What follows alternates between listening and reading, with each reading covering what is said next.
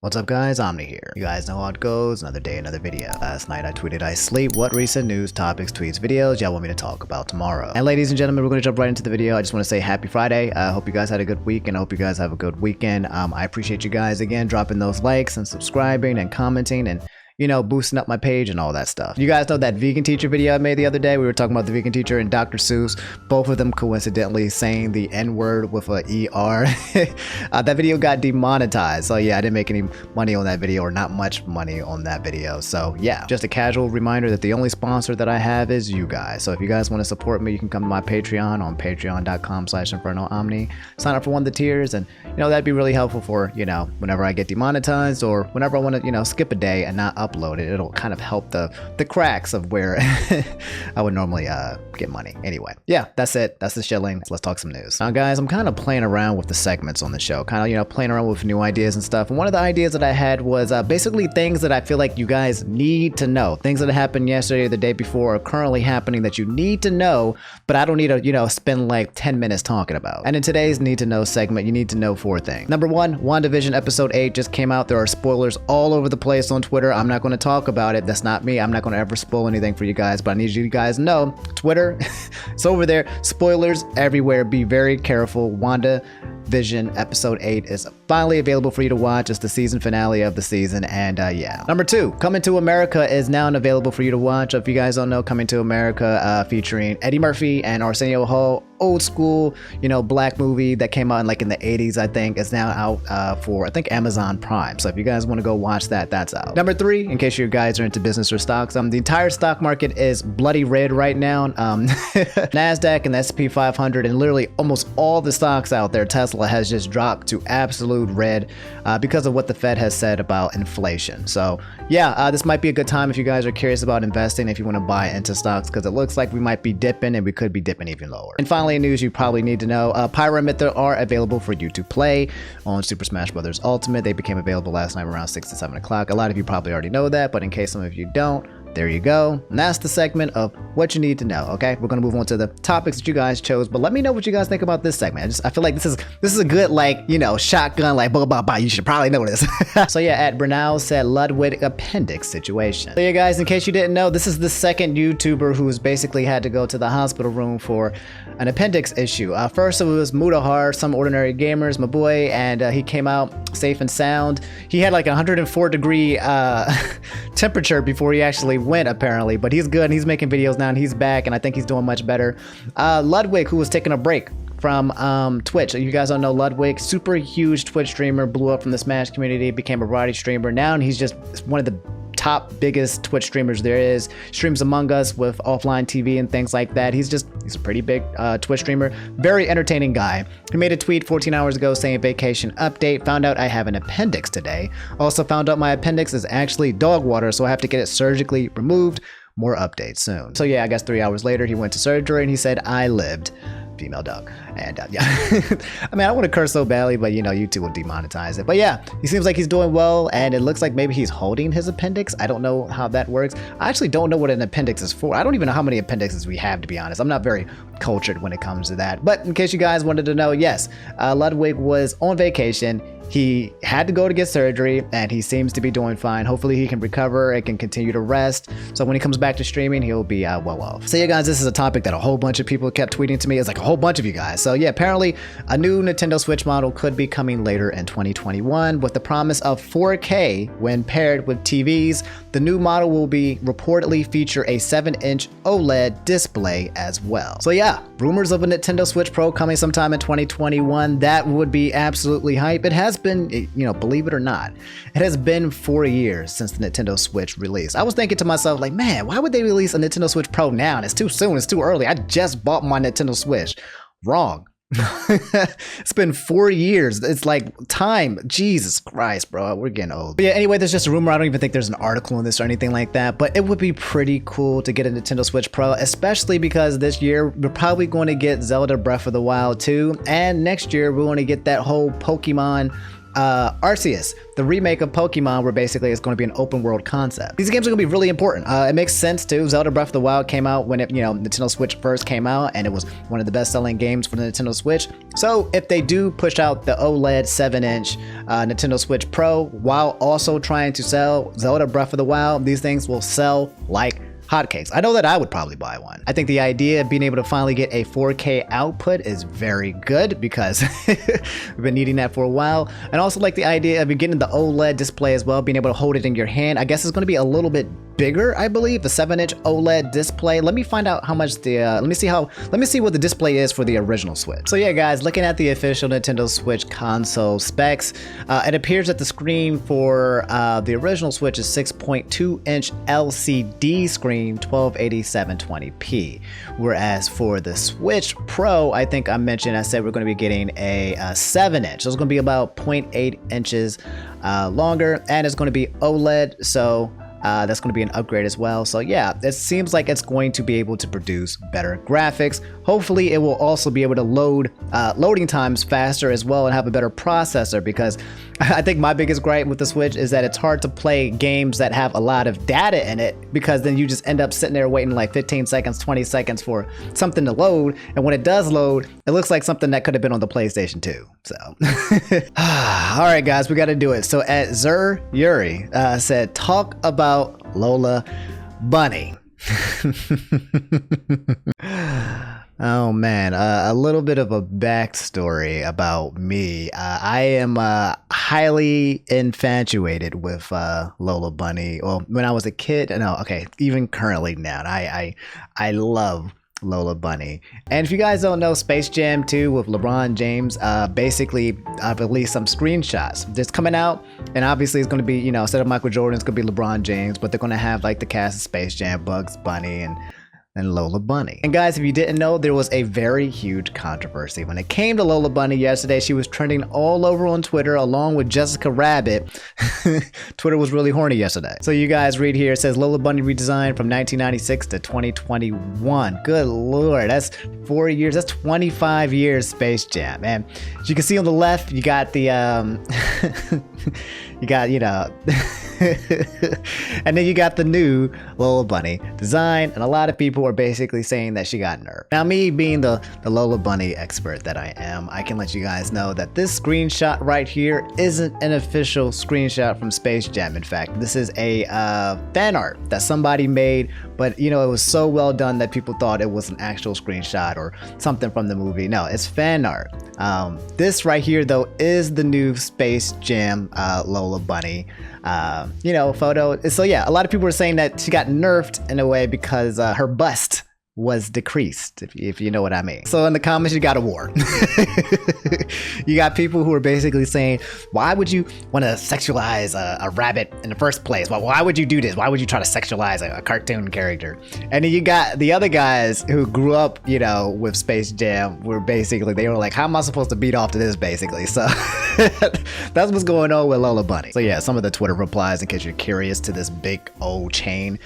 This crap is getting old. Let's just get rid of everything with sex appeal because it offends a small percentage of people. Let's act like women with big boobs don't even exist, is what Daniel Butler said. Jitta said, how am I supposed to beat this? And it's actually got a picture of LeBron James. This person tweeted, hot take probably, but I think Lola being a bombshell was a part of her character, and making her sexually charged had no impact on how strong of a female she was. Proof is her being at Bugs for calling her dull after she shows up on the court. And guys, before we talk about the legitimacy of Lola Bunny and, you know, her being, you know, who she is basically, but yeah, here's some screenshots from Space Jam. You got Bugs looking super 2021, bro. It's almost like Detective Pikachu levels of animation now. And it's creepy how they keep making these, you know, animations even more animated than they were before. As you can see, there's a picture here with LeBron and angry Tweety in the background. And then here you got a picture of LeBron again giving a high five to Lola Bunny. And yeah, here's a picture of Don Cheadle, and I don't know who that kid is, but I love me some Don Cheadle. So yeah, in case you guys were curious, this is what she actually looks like from the movie. She, you know, had the tank top and the shorts, and I would say that she's still roughly the same bust size as now. Just, you know, now you can probably see it a little bit more clearly. However, However, if you watch the original Space Jam, there was definitely an agenda to sexualize your girl Lola Bunny, and I do believe that she was placed in a way to be that kind of bombshell appearance, and I don't think there's any problem with that. I don't really care about it. I don't think that's a problem. I don't think you should make it so that cartoon characters can't be sexualized like Jessica Rabbit or Lola Bunny, but at the same time it doesn't have to be an extreme focus. Anyway fellas, you guys know how much I love Lola Bunny, and in my opinion, I do not mind them making Lola Bunny less of a sexual character, considering the fact that she is a Looney Tunes character, usually designed for younger kids, and probably a lot of younger kids will be watching this. I'm pretty sure if they made her just as sexual as she was a long time ago, a lot of 5-year-old and 10-year-old kids will be awakening to their new... They will be awakening to something new in their hearts that they never knew before. I know some of you guys are watching this segment and thinking, man, why is this such a big deal? And it's you either were there or you weren't. Okay, either you were a kid and you were young like me and you were watching Space Jam and something amazing awakened, or you didn't. And so the majority of millennials did have something awakened to them. So yeah, this kind of means something to them. But yeah, that's the Lola Bunny drama in a nutshell, and that's all. Let's move on before I get a little bit crazy. So Aiden Drury said Dreams merchandise. Yeah, Dreams in the drama again. And I don't know how this guy stays in drama, but I don't know if it's him or if it's just his fans, or it's probably a combination of both, because he's kind of a character in himself, and yeah, his stands are also characters as well. So it's like two big major places at play. So normally I wouldn't want to keep talking about this guy, but this situation actually seems to be pretty, I want to say interesting, but also impactful, because it's actually harming a few creators. So yeah, guys, if you go to Dream's Twitter page, this kind of started like about a day and a half ago, where Dream had tweeted, people be like, Dream's merch is just a smiley face, it's boring. And then he showed pictures of some logos. He showed Nike, he showed Supreme, and he showed Adidas. And yeah, in case you guys didn't know, this is Dream's merch. All of his merch basically has this smiley face that he likes to boast and brag about, that he drew in MS Paint. 2 dots and a smiley face. So yeah, he has more 2 tweets, but guys, if you don't know, the drama is the fact that his merchandise is actually incredibly expensive. For just having like a sweatshirt and a smiley face, every single type of his merchandise is like super pricey. Like it's extremely expensive, and a lot of people feel like he's kind of shilling to kids to pay for overpriced merchandise, for merchandise that doesn't deserve it just because it has a smiley face on it. Anyway, he continued on this tweet, I could draw it in paint. Could you also have a facility, ship tens of thousands of orders, have a website, hire and maintain tens of people with good conditions, get all of the high quality printing equipment, customer support, etc., draw it in paint then. Followed by, also this is extra funny because the smile was literally drawn in paint, and that's the point, LMFAOOO capitalized. So yeah, guys, in terms of impact and where the Dream stands come into place, Nicholas Cantu made this tweet basically saying Nike, lab engineered sports attire for pro athletes, Adidas, performance oriented gear for soccer gods, Supreme, underground skate brand turned holy grail of streetwear for hype beast, and Dream merch for these MFs. And it's a picture of his, gear with, I don't know who this is, but I guess this is supposed to be a Dream stand. Now, in case you guys don't know who Nicholas Cantu is, because I didn't know who Nicholas Cantu was, apparently he is the voice actor for Gumball, which is this character that you see right here from this show. That it's a show I didn't watch, but I see this, this show all the time on Twitter. It's one of those shows that I don't watch, but I see it all the time anyway. So yeah, guys, the reason why this is all relevant and to tie everything in together is because Dream stands have been making fun of Nicholas Cantu when he lost his dog Rocco. And here, February 22nd, there's actually a picture here of him and his dog, and he had to put his dog down. I guess he, passed away, rest in peace.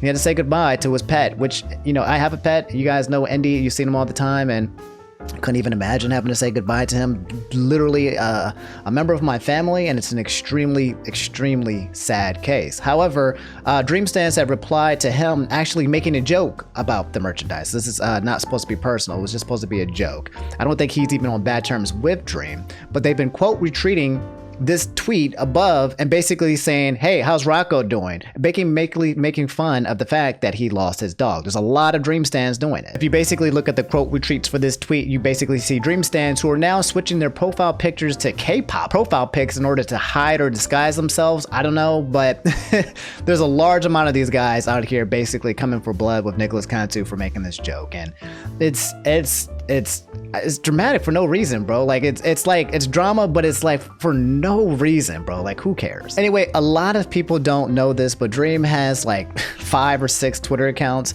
and apparently in this Twitter account called Dream Hangout, I guess it's just his alt of his alt of his alt of his alt. But a lot of people don't know this, so I thought it'd be important to let you guys know. He did address the situation. He said saying something about someone's dead pet because they made a joke about your fave's merch is messed up. Joking around is fine, but never take it far enough to actually hate on someone or threaten someone. Be better. So yeah, a lot of people are kind of like frustrated with Dream because they feel like that Dream doesn't basically call out like his stance basically. However, some people were basically saying, look, he's doing it here. He's basically putting his foot down and saying it's not right. Now, people finding issues with this because like this is one of Dream's alts. It's not his biggest account. It's still big as hell. He had 112,000 likes on here, but people wish that he would actually make this kind of sentiment on his main account where everyone can see it so that, you know, he can actually truly have an impact on his stance, which I agree. But a lot of people also make the narrative that Dream doesn't say anything at all about the situation, and I don't think that's fair either. So I think it was very important to say that he's at least putting the information out there, and it's definitely getting the exposure that it needs. But it could probably get more, but he could have definitely said nothing as well. So yeah, guys, that's the Dream drama in a nutshell. Basically, he's selling overpriced paraphernalia to probably young, impressionable teenagers who want to buy it. My opinion is that I honestly, I don't care about it. Like if it's overpriced, you just shouldn't buy it. I do feel like a part of me feels like he's probably taking advantage of the situation. It feels like capitalism to an extreme.